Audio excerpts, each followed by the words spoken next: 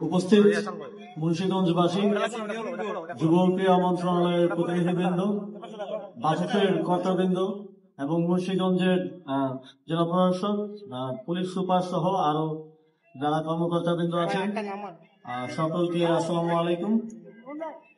আপনারা জানেন যে তারুণ্যের উৎসব 2025 এর দ্বিতীয় পর্যায়ে চলছে।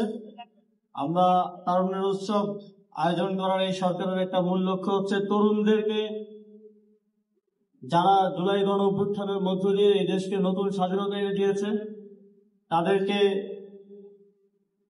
মেইনস্ট্রিম করে নিয়ে আসা, তাদেরকে খেলাধুলা সহ আরো বিভিন্ন কার্যক্রমে যুক্ত করার মধ্য দিয়ে একটা হেলদি লাইফস্টাইল এবং একটা সুন্দর ইকোসিস্টেম গড়ে তোলা, যার মধ্য দিয়ে আমরা মাদক সহ আরো যে প্র্যাকটিস গুলো আছে সেগুলো থেকে বের হয়ে আসতে পারি।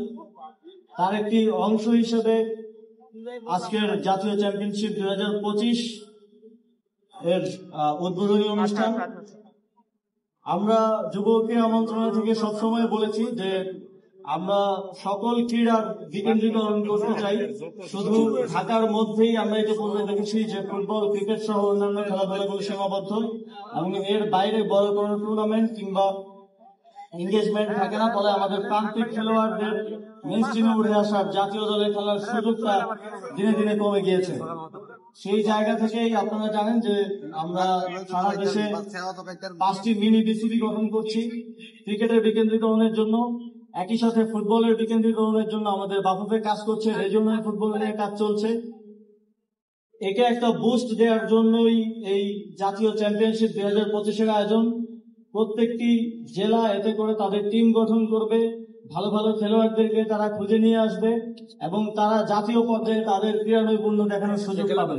এবং যেই খেলোয়াড়রা ভালো খেলবেন সেখান থেকে বাফুফে যাদেরকে মনে করবে যে সম্ভাবনা আছে তাদেরকে আরো প্রশিক্ষণ এবং পরিচর্যার মাধ্যমে জাতীয় আন্তর্জাতিক পর্যায়ে বাংলাদেশকে প্রতিনিধিত্ব করার সুযোগ করে দেবে।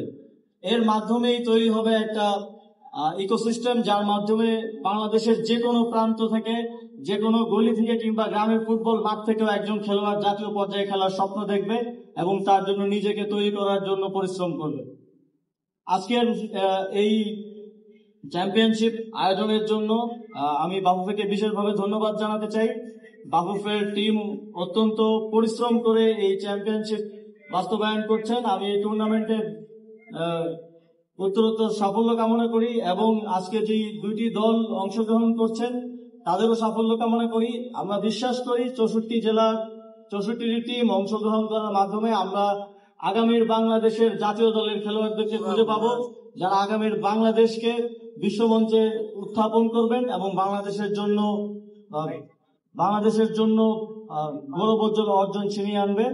আপনাদের সকলকে আবারও ধন্যবাদ জানাই এবং এই জাতীয় চ্যাম্পিয়নশিপ 2025 সাফল্য কামনা করে আমার বক্তব্য শেষ করছি। আসসালামু আলাইকুম।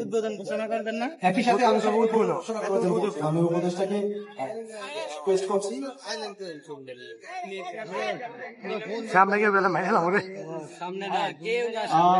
আমি এখন তারুণ্যের উৎসব উপলক্ষে জাতীয় চ্যাম্পিয়নশিপ 2025 এর শুভ উদ্বোধন ঘোষণা করছি।